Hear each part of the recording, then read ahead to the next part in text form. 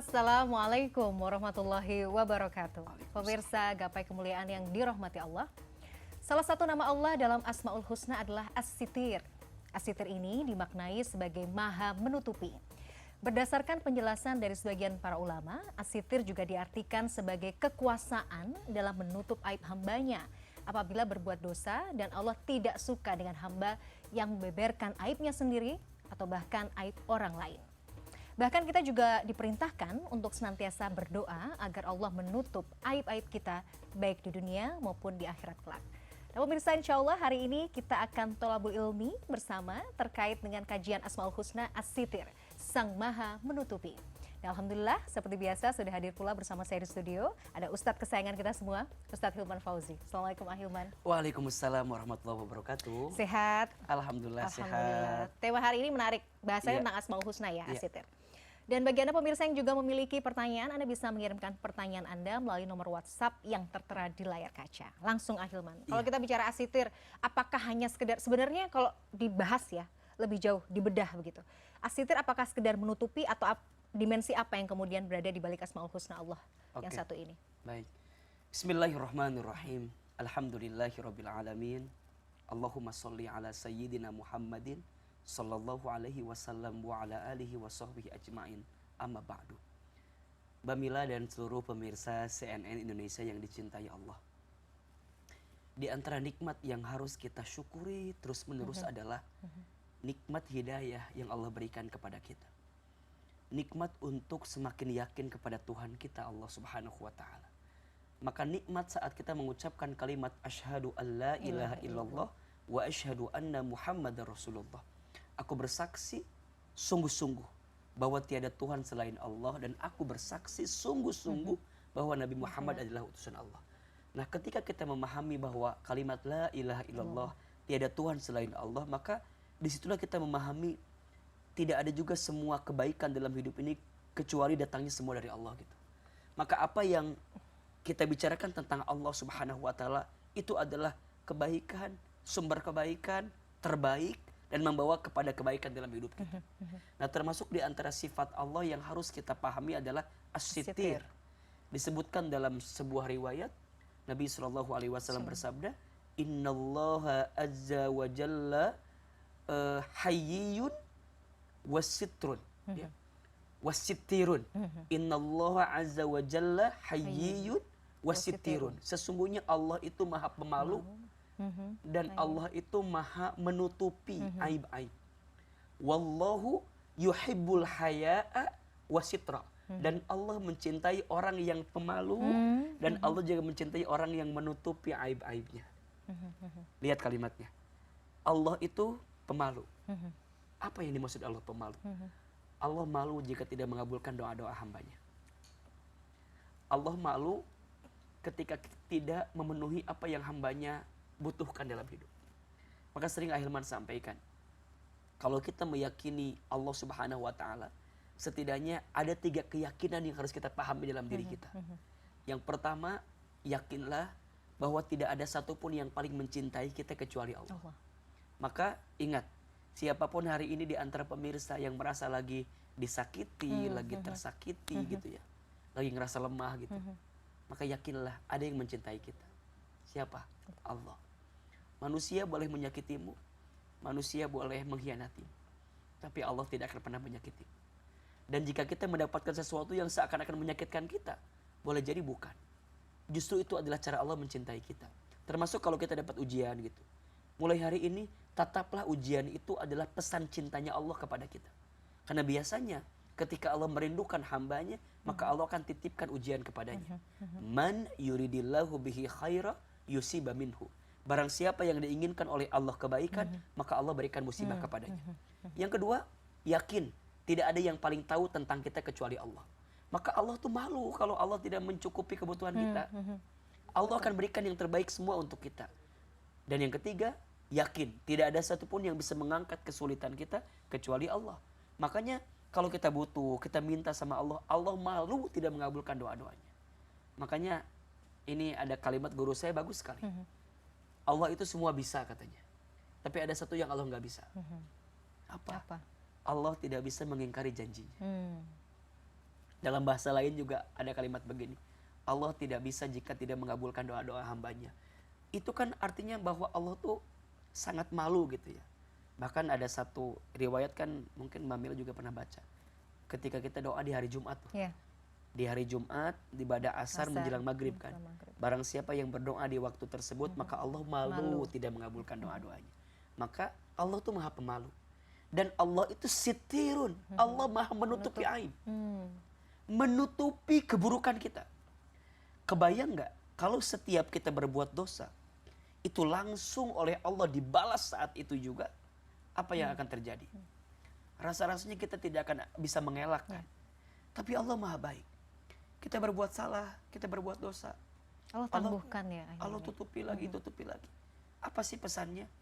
Allah tuh menginginkan kita segera kembali kepada Allah. Betul.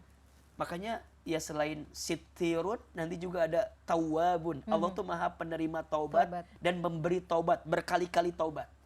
Maka saat kita memahami Allah sitir, ya Allah yang maha menutupi aib-aib kita, maka tidak akan ada lagi kesombongan dalam diri kita, Mbak Mila. Karena hari ini, izin mohon maaf, kita itu dimuliakan dalam hidup karena apa? Karena Allah menutupi aib-aib kita. Jika seandainya Allah menutupi ya aib-aib kita itu, dan kemudian Allah membuka aja, nggak usah semua deh. Iya, aduh. Allah buka 1-2 aja aib-aib kita. Selesai kita. Apa yang mau kita banggakan dalam hidup? Dan Allah tuh maha penutup, maha menutupi aib kita. Wallahu, dan Allah yuhibbu, mencintai al-haya'a, orang yang pemalu. Karena Allah juga pemalu, maka Allah mencintai orang yang pemalu. Maka malu itu sebagian daripada iman kan? Al-haya'u minal iman. Malu sebagian dari iman. Dan Allah juga mencintai orang yang menutupi aibnya sendiri dan aibnya orang lain. Aib diri sendiri aja harus kita tutup, apalagi aib orang lain. Maka ini pelajaran bagi kita. Allah as-sitir, Allah yang maha menutupi aib-aib kita, dan Allah mencintai orang-orang yang menutupi aibnya dan menutupi aib orang lain. Barang siapa yang suka membuka aib orang lain di dunia, maka nanti di hari kiamat Allah akan buka aib-aibnya. Dan barang siapa yang mampu menutupi aib orang lain di dunia, maka nanti di hari kiamat Allah akan tutupi aib-aibnya. Maka belajarlah dari Allah as-sitir, agar kita juga bisa menjaga aib satu sama lain di antara kita. Karena diakui atau tidak, semua orang pasti punya aib. Pasti. Betul nggak? Pasti. Dan hari ini kita mendapatkan kemuliaan karena apa? Allah menutupi aib-aib kita. Iya ya. Karena Allah as-sitir. Ya Allah ya Rahman ya Rahim. Ya, Ahilman, jadi begini, dalam kondisi sekarang tuh maksudnya kita gampang banget ya, apalagi kalau kita di media sosial gitu. Ada orang yang justru tidak malu lagi membuka aib diri dia sendiri. Kadang-kadang nantangin malah kadang-kadang. Gimana ya kita tuh harus bersikap ya hal-hal seperti ini ya. Melihat hal seperti ini menjadi sebuah kelaziman, sebuah kewajaran di era sekarang. Gitu. Iya, ya itulah fenomena yang harus kita hadapi saat ini gitu. Hilangnya rasa malu. Iya. Malah ya semakin malu-maluin tuh semakin viral. Iya, kadang-kadang malah orang mencari itu gitu loh, untuk tetap dilihat. Semakin terbuka, semakin viewsnya banyak. Dan ini harus menjadi catatan penting untuk kita. Nah, maka bagaimana cara mengantisipasinya? Ya tentu balik lagi. Ilmu yang ditanamkan kepada generasi kita ini harus semakin diperbanyak. Kan sebenarnya yang dikejar tuh apa sih? Pujian ya, pengakuan. Dan manusia itu ya tidak akan pernah ada habisnya jika itu yang dikejar. Maka daripada sibuk mengejar pengakuan manusia, lebih baik mengejar pengakuan Allah, ya, penilaian Allah. Dan betapa ruginya jika ada seseorang yang, mohon maaf ya, dia mengumbar aibnya. Yang paling nyesek adalah saat dia nanti wafat, aibnya masih terbuka, dianya telah kembali kepada Allah Subhanahu wa Ta'ala. Maka ada 2 istilah yang harus kita garis bawahi. Ada amal jariah, ada dosa jariah. Amal jariah adalah amal yang kita lakukan semasa hidup, tapi pahalanya mengalir terus walaupun kita telah wafat. Contoh, kita bangun masjid, kitanya telah wafat, tapi masjidnya selama itu dipakai, maka pahalanya mengalir untuk kita. Kita Bamila Ahilman diizinkan oleh Allah untuk mengisi kebaikan misalnya dengan gapai kemuliaan. Kita tidak akan tahu sampai kapan usia kita ada. betul. Tapi selama hidup barangkali ada kalimat yang kita sampaikan kepada pemirsa dan pemirsa mendapatkan kebaikan dari apa yang kami sampaikan. Bahkan bukan hanya kita, Mbak Mila, kameramen, produser, semua orang yang terlibat di belakang layar kita. Masya Allah, Masya Allah. Boleh jadi Ahilman sama Mbak Mila mah yang tampil di depan ada riaknya di sini, ada ingin dipujinya. Tapi mereka yang mengerjakan dengan ikhlas tayangan ini. Dan karena ada tayangan ini mereka berkiprah luar biasa. Orang mendapatkan manfaat. Boleh jadi amal jariah buat mereka. Maka jangan pernah mengecilkan sedikit amal kebaikan yang akan mengalirkan pahala untuk kita. Nah itu amal jariah Mbak Mila. Lakukan ketika hidup tapi pahalanya masih mengalir walaupun kita telah meninggal. Nah sekarang na'udzubillah ada dosa jariah. Kita lakukan dosanya sekarang. Tapi orang masih mengikuti kita saat kita telah kembali kepada Allah. Maka pemirsa di dunia digital sekarang tuh harus hati-hati. Mengupload sesuatu, memposting sesuatu. Maka sering Ahilman sampaikan ya, ada saring sebelum sharing. Ya. Apa yang perlu kita saring? Satu, cek kebenarannya. Hati-hati hoax, hati-hati fitnah. Al-fitnatu asyaddu minal qatl. Fitnah lebih kejam daripada pembunuhan. Keren sih beritanya, bagus sih. Tapi kita belum tabayun, cek and recheck isinya seperti apa, benar tidaknya. Yang penting ngejar views, yang penting ngejar orang like dan komen. Set, ternyata fitnah. Wow. Fitnah itu kalau udah dikeluarkan, engkau bisa minta maaf sama orang yang kamu fitnah, tapi beritanya terus mengalir, maka itu akan menggerogoti setiap kebaikan-kebaikan yang kita lakukan. Maka hati-hati, cek kebenarannya. Yang kedua, cek kebermanfaatannya. Bermanfaat nggak nih? Kalau sekiranya nggak bermanfaat, nggak usah. Yang ketiga, cek madorotnya. Kira-kira kalau saya posting, membawa madorot nggak? Orang yang ngelihat jadi tambah pahala apa tambah dosa? Orang yang memandang postingan kita jadi ingat Allah apa tambah jauh dari Allah? Nah ini perlu dihadirkan. Maka kembali tadi pertanyaan Mbak Mila, ini fenomena apa? Ya saya kira hilangnya rasa malu. Dan kembali lagi, kita harus diajarkan tentang pentingnya rasa malu, ya pentingnya menutupi aib-aib. Karena ya orang itu kalau udah sibuk menceritakan tentang dirinya, pasti ada bumbu-bumbu kebohongan sedikit-sedikit lah dalam dirinya. Maka Allah tuh kalau kita dulu pernah punya masa lalu, sebaik mungkin tutupi aib itu. Ya kalaupun kita diminta cerita gitu ya, ya cerita itu untuk jadi inspirasi gitu.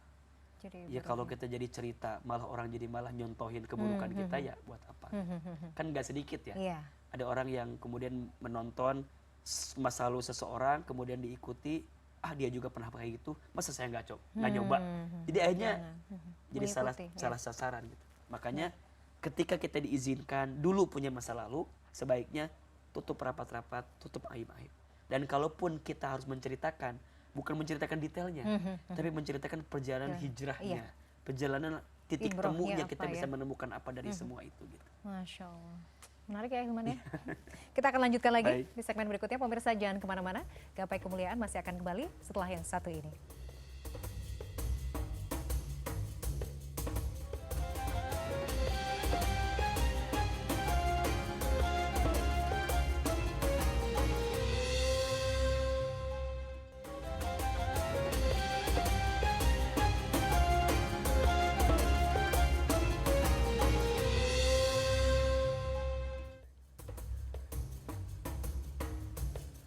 Pemirsa, terima kasih Anda masih menyaksikan Gapai Kemuliaan dalam episode As-Sitir, Allah Maha Menutupi. Nah, seperti biasa Hilman, sudah ada pertanyaan juga yang masuk dari pemirsa Gapai Kemuliaan. Kita akan simak bersama. Mari. Assalamualaikum warahmatullahi wabarakatuh. Izin bertanya Ustadz, dalam situasi seperti apa kita boleh mengumbar aib seseorang atau tidak boleh sama sekali, atau bagaimana ya Ustadz? Terima kasih. Iya, terima kasih Mbak Viko pertanyaannya. Jadi adakah kondisi-kondisi tertentu kita boleh mengumbar aib seseorang atau betul-betul kita tidak boleh? Ya, saya lebih fokus sama colokan yang ada di sampingnya tadi. Lucu soalnya. Lucu ya, itu mendistrak ya. Kan bisa aja kan di depan colokan gitu ya, ketutupan. Jangan mencolok ke diri sendiri ya, nggak lucu. Oke. Mulai banyak ini nih, Masya Allah. Jadi memang ada profesi ya, yang secara tidak langsung itu harus mengungkap kebenaran, mengungkap aib. Maka saat kita jadi saksi, jadi pengacara, jadi penyidik, itu diperbolehkan untuk mengungkap kebenaran. Jadi kalau pertanyaannya sampai titik batas mana kita boleh mengungkap aib seseorang untuk mengungkap kebenaran, untuk menunjukkan sesuatu yang hak. Iya. Nah itu boleh, itu boleh.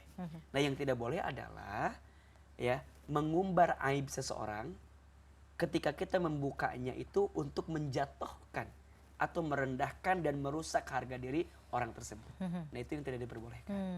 Makanya begini Mbak Mila, kalau kita diizinkan tahu aib seseorang, ya di luar profesi kita ya sebagai penyidik, sebagai pengacara, ya sebagai saksi, ini di dalam konteks kita berhubungan sebagai seorang teman gitu ya, sahabat. Kalau kita diizinkan tahu aib seseorang, sebaiknya dijaga. Jaga, betul. Kenapa? Kalau kita menceritakannya kepada orang lain, berpotensi dua. Satu, jika benar, jadi gibah. Jika salah, jadi fitnah. Apa yang membedakan? Gini, gibah itu kan diibaratkan dosanya seperti memakan bangkai saudara sendiri. Sesuatu yang kalau kamu menceritakan aib seseorang itu akan membuat orang tuh jadi nggak suka gitu. Nah itu gibah. Kecuali Mbak Mila nyeritain baik-baiknya misalnya nih, aku kenal Ahilman tuh begini. Saya kalau diceritakan kebaikannya ke orang, seneng lah. Ada ibroh, ada pelajaran. Relatif kan orang seneng lah. Aku mah kenal sama dia tuh baik gitu. Jadi seneng lah. Nah tapi kalau agak-agak nyerempet misalnya nih, ngomongin keburukannya. Nah kalau saya tahu Mbak Mila ngomongin itu tentang keburukan saya, berpotensi saya nggak seneng, itu gibah.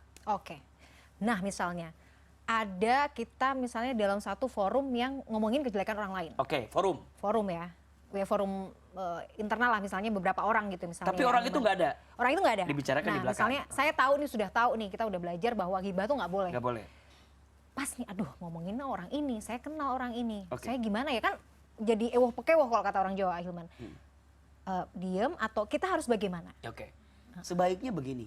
Kalaupun kita ingin mengungkap kebenaran untuk menunjukkan sesuatu yang baik di waktu yang akan datang, maka diperbolehkan. Misalnya nih, Mbak Mila 5 orang, kita lagi bicara project nih, dan kita tahu bahwa orang ini kalau masuk di sini akan berbahaya, maka kita berikan si fulan ini begini, dengan pertimbangan untuk menjaga kemadharatan yang terjadi. Itu nggak masalah. Nggak masalah, karena kan kalau ini dibiarkan, kita tahu tapi kita membiarkan, berarti kita seolah-olah mengizinkan kemadharatan itu terjadi. Dan bukan dalam rangka untuk menjatuhkan. Bukan. Ya. Untuk menyelamatkan bahwa boleh jadi kalau dia masuk malah tambah dosa buat dia kan. Justru kita menjaga dia agar nggak masuk ke lingkaran ini. Sama kayak HRD ya. Iya. Kan biasanya nanya, untuk menilai, CV, assessment dulu ngobrol, gitu ya. Itu boleh. Kayak HRD untuk melihat dan kemudian assessment bertanya kepada yang lain. Kan suka gitu kan? Iya. Orang ini gimana nih? Orang ini gimana? Kamu tahu nggak? Dari backgroundnya ini misalnya satu kampus sama kamu, satu angkatan. Kamu bagaimana pernah kenal mengatasi nggak? masalah misalnya ya, Gitu. hal-hal kayak Makanya gitu. kan di dalam beberapa proses assessment itu kan ada kayak diskusi kelompok gitu ya. Ada SWOT juga. Ada SWOT juga. Strength gitu ya. Ada kemudian bisa melihat. Nah itu diperbolehkan. Bukan untuk menghancurkan harga dirinya atau menjatuhkan harga dirinya. Kalau untuk mengungkap kebenaran boleh. Tapi sebaiknya begini. Kalau kita pengen ngungkit tentang seseorang, sebaiknya apalagi depan banyak orang, jangan disebutkan namanya. Ada si fulan, ada si fulanah misalnya, sampaikan aja untuk dijadikan sebagai pelajaran. Nah yang jadi masalah adalah udah depan orang, disebutin namanya, didetailin banget, orang tuh begini, orangnya juga ada di situ. Wah itu semakin menghancurkan. Maka di antara adab menasehati apa? Jangan menasehati orang lain di depan banyak orang. Karena ketika engkau menasehati dia di depan banyak orang, engkau bukan sedang menasehatinya, tapi engkau sedang menjatuhkan harga dirinya. Nah apalagi gak ada orangnya. Ada orangnya aja di depan orang lain gak boleh. Apalagi di depan orang yang menyakiti itu, menusuk-nusuk jantung. Gak ada orangnya, diomongin lagi. Wah itu semakin sempurna tuh cara menyakitkan. Maka Allah as-sitir, Allah menutupi aib kita. Dan Allah juga menyukai orang yang menutupi aibnya dan menutupi aib orang lain. Jadi misalnya kita lagi ngobrol nih Ahilman, kita lagi ngomongin, ada teman satu lagi nih, kita ngomongin teman yang Z misalnya, si Z itu kan begini-begini, aduh memang benar sih gitu. Tapi kan kita nggak mau juga jadi kompor, memperkeruh gitu loh, nambah-nambahin ngomongin orang lain. Saya bisa apa? dalam kondisi begini? Menghindar. Menghindar. Oke. Jadi gini, kita lihat dulu konteks pembicaraannya apa. Kalau mereka membicarakan si A itu untuk menjatuhkan dan menghilangkan harga dirinya, menghindar. Tapi kalau memang dia membicarakan si A sedang membicarakan sesuatu yang akan mengantarkan kemaslahatan untuk menguatkan keputusan, silakan ikut. Tapi bukan berarti jadi tambah kompor. Iya. Makanya gini ya, hati-hati dengan kompor. Hati-hati dengan orang yang suka ngomporin. Oh iya, suka ngomporin ya, Yang suka bukan ngomporin, kompor di bukan rumah kompornya. Anda, pemirsa. Oke. Ya, kita ngebicarain aib orang aja nggak boleh. Iya. Apalagi ngomporin agar kita nggak suka sama orang itu. Adu domba. Mirip Iya, ya? iya. Namimah. Namimah. Iya, adu domba. Itu dosanya double. Double. Double dosanya. Satu, dosa dia membenturkan A dengan si B-nya dan C-nya. Dua, dia mengungkit sesuatu yang belum tentu kebenarannya. Jadi, ketemu sama orang ini, lu tahu nggak si itu begini. Ketemu sama orang itu, lu tahu nggak dia tuh begini. Jadi berantem gara-gara dia. Nah, maka dosa orang yang bikin orang berantem ini double dosanya. Satu, dia berantem karena dia. Yang kedua, dia ngomporin itu. Ngomporin ya. Maka hati-hati. Dan itu ada orangnya. Iya. Jangan jadi kompor meleduk. Jangan jadi kompor meleduk. Yang Ya Allah. dikit-dikit pengen gitu. Dan itu jangan merasa aman ya. Iya, Orang iya. yang suka mengompori permusuhan di antara dua orang jangan merasa aman. Boleh jadi nanti di hari kiamat orang yang sering mengadu domba, maka Allah akan adu dombakan setiap keburukan. Ya Allah. Dan nanti itu bersaksi tuh. Jadi ketika nanti Mbak Mila misal jadi berantem sama saya nih gara-gara satu orang. Nah kan ketika ke akhirat kita ditanya tuh, kenapa kamu berantem? Ketika ditanya, Mbak Mila, ternyata aku difitnah. Oh jadi selama ini kita saling benci gara-gara orang ini. Maka orang ini dituntut oleh kita kepada Allah. Ya Allah, aku jadi benci dengan orang ini karena orang ini. Maka jadikan kebencianku selama ini kepada orang ini ditimpakan dosanya kepada orang yang ngomporin kita. Di akhirat. Nauzubillah. Nauzubillah min zalik. Allah ya Rabb. Makanya hati-hati. Kita nih ada urusan berdua aja, kalau ada masalah harus diselesaikan. Ini si kompor nih, Iya. Aduh. dua orang ini, maka dia akan menuntut. Karena selama di dunia dia jadi benci kan, gara-gara orang ini. Maka orang ini yang tadi merasa santai, senang dengan pertengkaran kita, akan dituntut oleh kita dengan kebencian yang pernah kita bangun di dunia. Ya Allah, kalau tahu begini aku gak akan benci sama dia. Kata orang ini, aku juga ya Allah gak akan benci sama dia. Kenapa engkau saling benci? Boleh jadi ada orang ini yang mengadu dombakan engkau. Maka terimalah hisabmu menimpa karena engkau mengompori dua orang yang saling membenci ini. Nauzubillah. Nauzubillah. Nggak sanggup lah. Itu Maka hati-hati. di akhirat berat. Hati-hati. Ahilman, bagaimana kemudian jika kalau kita bicara tentang aib ya, sebentar ini harus dilihat dulu. Jadi lupa ini. Jadi apa konsekuensi kita sebagai hamba Allah dengan sifat yang satu ini menutupi? Jadi Allah itu kan maha menutupi. Iya. Jadi Allah menginginkan kita untuk menutup aib kita, Iya. supaya Allah juga menutupi aib kita nanti. Betul. Kalau kita mudah kemudian mengumbar-ngumbar, apakah ini juga resikonya adalah Allah juga akan membuka Pasti, lebih betul. banyak lagi aib-aib kita? Iya, kan ada hadisnya. Iya. Barang siapa yang menutupi aib saudaranya di dunia, maka nanti Allah akan tutupi aibnya di akhirat. Dan barang siapa yang membuka aib saudaranya di dunia, maka nanti Allah akan buka aibnya di akhirat. Maka hati-hati ya, begini. Kita sering melihat fenomena, apalagi di dunia sosial media sekarang. Ada seseorang yang dibuka aibnya sama Allah. Kita bilang, dia lagi dihinakan sama Allah. Boleh jadi, dia lagi disayang sama Allah. Dengan dibuka aibnya itu, dia jadi lebih baik. Dengan dibuka aibnya itu, dia lebih menata diri lebih baik. Boleh jadi dia lagi disayang sama Allah. Iya, betul. Daripada kita yang lagi ditutupi aibnya, tapi tidak menghadirkan kebaikan saat Allah masih nutupin aib-aib kita Terus juga. merasa suci gitu loh. Dan merasa suci dan mudah menjudge orang yang dibuka aib itu seakan-akan dia paling hina di dunia ini. Allah ya Rabb. Nauzubillah. Maka hati-hati. Yang dibuka aib jangan merasa lemah. Karena boleh jadi Allah sedang mencintai. Allah menyegerakan ujian bukan di akhirat tapi di dunia. Allah sengaja membuka dirimu agar engkau berubah. Dan saat engkau berubah, Allah mencintaimu. Dan kita yang sekarang lagi ditutupi aibnya jangan merasa bahagia. Merasa aman. Jangan merasa aman.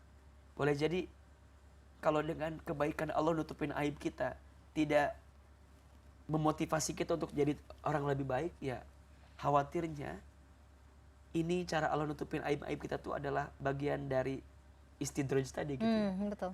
Seakan-akan Allah mengangkat derajat kita, padahal Allah sedang menjatuhkan diri kita. Maka ya kita doa terus sama Allah. Allahumma stur aurati, ya Allah tutupi aib-aibku, ya Allah tutupi auratku, tutupi semua keburukanku. Dan ya orang yang paling baik itu bukan orang yang tidak punya aib. Ya.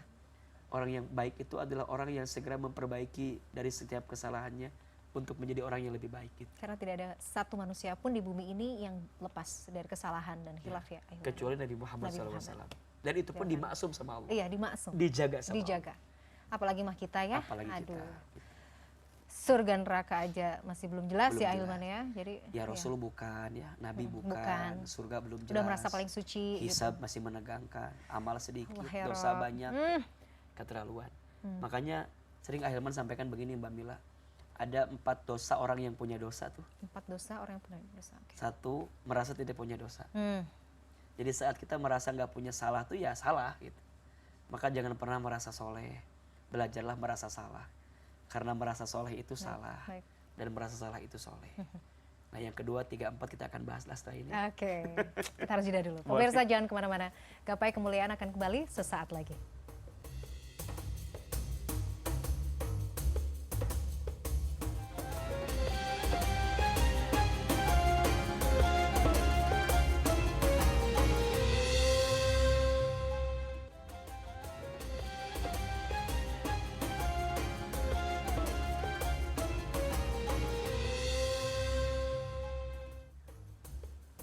Pemirsa, terima kasih Anda masih menyaksikan Gapai Kemuliaan dalam episode As-Sitir, Allah Maha Menutupi. Lanjut tadi Insya Ahilman. Allah. Yang pertama tadi kan merasa tidak punya dosa. Iya. Berdosa tapi merasa tidak punya dosa. Iya. Yang kedua, orang yang punya dosa itu sibuk dengan dosa orang lain. Jadi sudah mah dia merasa tidak punya dosa dan dia sibuk dengan dosa orang lain. Dan dia sangat senang ngungkit dosa orang lain. Tapi dia nggak sadar kalau dia punya dosa. Dan biasanya orang yang sibuk dengan dosa orang lain karena dia tidak punya waktu untuk mengevaluasi dosa-dosanya. Maka di antara yang membuat hidup tidak akan pernah bahagia apa? Orang yang jarang mengevaluasi diri.